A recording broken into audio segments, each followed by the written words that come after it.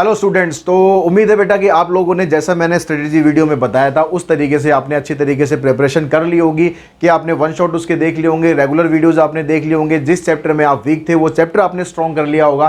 तो ये सारा काम करने के बाद अब आपका फोकस होगा सिर्फ और सिर्फ सैम्पल पेपर्स के ऊपर। आपने देखा होगा कि भाई सारे टीचर्स जो होते हैं, चाहे किसी भी सब्जेक्ट के टीचर्स हों, सारे के सारे कहते रहते हैं सैम्पल पेपर करो बच्चों, सैम्पल पेपर करो बच्चों, सैम्पल पेपर करो। क्यों कहते रहते हैं यार? कुछ तो कारण होता होगा ना कि सैम्पल पेपर करने का।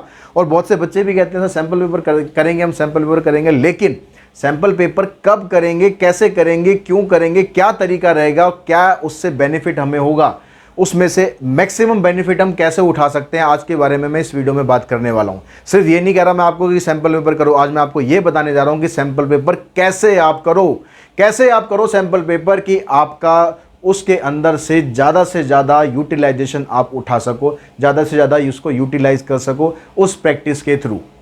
ठीक है,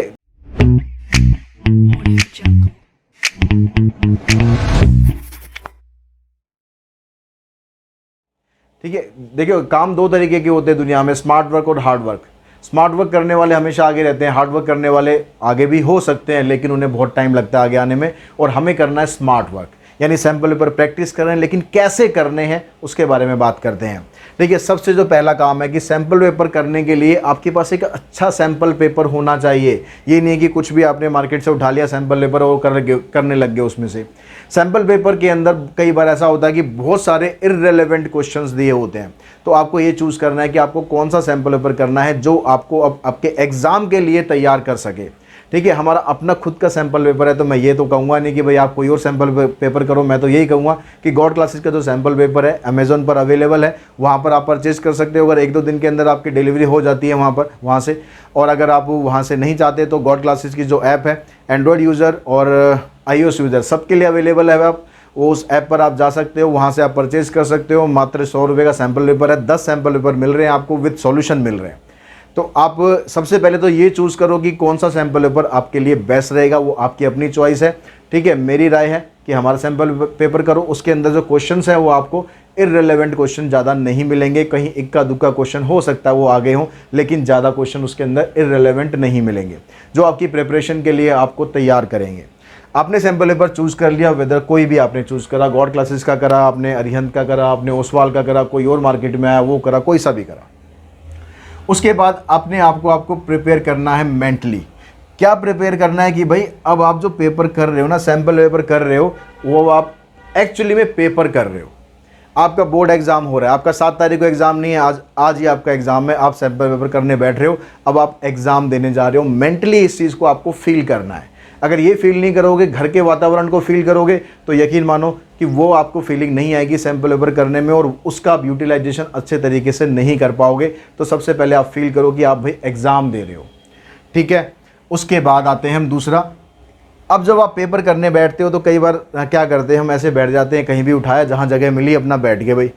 अब पता लगा वहाँ पर छोटे भाई बहन आ रहे हैं, दीदी दीदी, भैया भैया, अब आपको परेशान कर रहे हैं। उधर से मम्मी कुछ आवाज़ लगा रही है, बेटा ये काम कर दे, उधर से पापा कुछ कह रहे हैं कि बेटा ये काम कर दे। यार ऐसी जगह पर आप कैसे करोगे पेपर?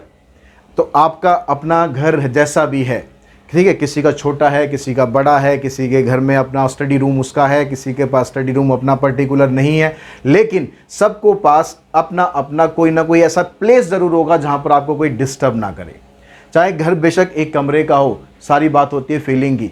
ठीक है, सारी बात होती है सपोर्ट की, और आपकी फैमिली आपको सपोर्ट करेगी इस टाइम पे कि आप प्रिपेयर कर रहे हो अपने आप को। अगर आप एक कमरे में बैठ के भी पेपर देते हो, एक कोना पकड़ो जहां पर आपको कोई डिस्टर्ब ना करे। घर में बता के रखो सबको कि भाई 2 घंटे तक आपको कोई डिस्टर्ब ना करे। आपका अपना रूम है तो और बढ़िया बात है, लेकिन वहाँ पर भी कोई डिस्टर्ब ना करे। ठीक है, कहने का मतलब ये है कि चाहे आप कहीं भी पढ़ो, चाहे आप छत पर जाके पढ़ लो भाई, ज़्यादा नीचे प्रॉब्लम हो रही है, आप छत पे जाके पढ़ लो, आपका अपना रूम है वहाँ पर चले जाओ। ठीक है, कोई और अगर स्पेशल आपके पास कोई प्लेस है जहाँ पर आप स्टडी करते हो, वहाँ पर बैठ जाओ, लेकिन ऐसी जगह बैठो जहाँ पर आपको कोई डिस्टर्ब ना करे। ठीक है, और घर में सबको बता के रखो कि भैया आप कोई डिस्टर्ब नहीं है, मैं पेपर दे रहा हूँ या मैं पेपर दे रही हूँ। ठीक है, अब मुझे 2 घंटे आप डिस्टर्ब नहीं करोगे। जो काम कराना है मेरे से या तो पहले करा लो या मेरे से बाद में कराना। खाना खाना भी है तो मेरे को मैं पहले खाऊँगा या फिर बाद में खाना है। कोई भी काम करना है वो उन 2 घंटे से पहले या 2 घंटे के बाद करना है। ठीक है, उसके बाद सबको बता दिया भाई आपने, अपना लग गया पेपर करने में पूरे मतलब पूरे फोकस के साथ, ये समझ के कि आप एग्ज़ाम हॉल में बैठे हो और इन्विजिलेटर आपके सर पे खड़े हैं। ठीक है, ये भी फील करना, ठीक है, पूरी चीज़ फील करना बिल्कुल।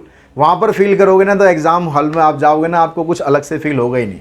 आप ये मान के चलो कि भाई एक एग्ज़ाम में ना 2 होते हैं वैसे इन्विजिलेटर, आप मान के चलो 4 इन्विजिलेटर मेरे को देख रहे हैं भाई, देखने दो। आप अपना काम करो, अपनी मस्ती में अपना काम करो, कौन देख रहा है कौन नहीं देख रहा, आपको फ़र्क ही नहीं पड़ना चाहिए कि कौन वहाँ पर है कौन नहीं है। अगर कुछ छोटी मोटी डिस्टर्बेंस भी घर में होती है ना, आपको फ़र्क ही नहीं पड़ना चाहिए कि वहाँ पर क्या हो रहा है। आप सिर्फ और सिर्फ फोकस्ड होने चाहिए अपने पेपर के ऊपर, सिर्फ अपने पेपर के ऊपर। ठीक है, पेपर आपने कंप्लीट कर लिया, कंप्लीट करने के बाद लिखो कि आपका टाइम कितना लगा है उस पेपर करने में। ये नहीं कि आपने 4 घंटे में पेपर जाके कराए और आप खुश हो गए 4 घंटे में सर सारे क्वेश्चन निपटा दिए मैंने, क्या फ़ायदा उसका, फ़ायदा क्या, 4 घंटे में 2 घंटे मिलने वाले हमें। तो कंप्लीशन टाइम लिखो कि आपने पेपर कितनी देर में ख़त्म करा। आपने 1.5 घंटे में ख़त्म करा, पौने 2 घंटे लगे, 2 घंटे लगे, 3 घंटे लगे, 4 घंटे लगे। अगर टाइम पे कंप्लीट नहीं हुआ ना तो एक्स्ट्रा टाइम लिखो, एक्स्ट्रा टाइम लिखो कि आपको कितना एक्स्ट्रा टाइम लगा, ताकि आपको पता चले कि आप अभी कितने पानी में हो। कई बार ऐसा होता है कि आपको सब कुछ आता है पेपर में, 1 to 1 मतलब सारे के सारे क्वेश्चन आपको आते हैं पेपर में, लेकिन टाइम ही नहीं बचता। अब टाइम क्यों नहीं बचता? आपने प्रैक्टिस ही नहीं करी। अब हमारा इंसानी दिमाग क्या है?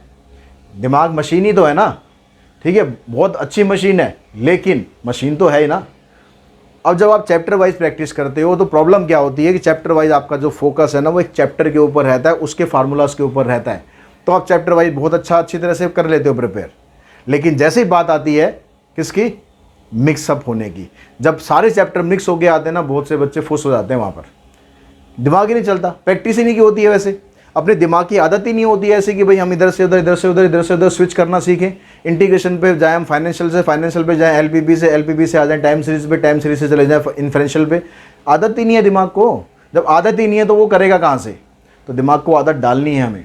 तो अभी स्टार्टिंग का जो सैम्पल पेपर है 3 घंटे भी लगे ना टेंशन मत लेना। अगर पहला सैम्पल पेपर कर रहे हो 3 घंटे भी लगे तो टेंशन मत लेना, लेकिन लिख जरूर लेना कि मेरे को 3 घंटे लगे। और अगला पेपर करने बैठोगे तो दिमाग में रखना है कि पहले से इस चीज़ को, ठीक है, बेशक वॉच अपने साथ रखो वहाँ पर, कि आपको 2 घंटे के अंदर पेपर ख़त्म करने की कोशिश करनी है। अगर आपने पहला पेपर 3 घंटे में कराया, यकीन मानो आप दूसरा पेपर जब करने बैठोगे ना ढंग से तो 3 घंटे से कम में करोगे, 2.5 घंटे में, पौने 3 घंटे में करोगे, अगर आप वाकई में कंसर्न होकर कर रहे हो पेपर। तो उसके बाद जैसे जैसे आप सैम्पल पेपर करते जाओगे, कम से कम 15 सैम्पल पेपर करने, वो मैंने स्टार्टिंग वाली वीडियो में बताया था कि 15 से 20 सैम्पल पेपर सबको करने ही करने हैं। तो आप 15वें सैम्पल तक आते आते आते आते ना आपको इस ढंग से प्रैक्टिस करनी है कि आपका पेपर 1.5 घंटे में आप ख़त्म कर सको। 1.5 घंटे में, पेपर 2 घंटे का होता है भैया, 1.5 घंटे में ख़त्म करना है, तब 40 के 40 आएंगे। ये समझो कि आप 2 घंटे में पेपर ख़त्म कर दोगे पूरा और 40 आ जाएंगे, बिल्कुल नहीं आएंगे, मैं बता रहा हूँ। 40 नंबर लाने के लिए मेहनत के साथ साथ कुछ थोड़ा लक भी चाहिए होता है। आप कितना भी अच्छे से संभल के करो, बहुत ही रेयर स्टूडेंट कोई होता है कि भैया एक बार के अंदर ही बिल्कुल सब कुछ सही कर देता है।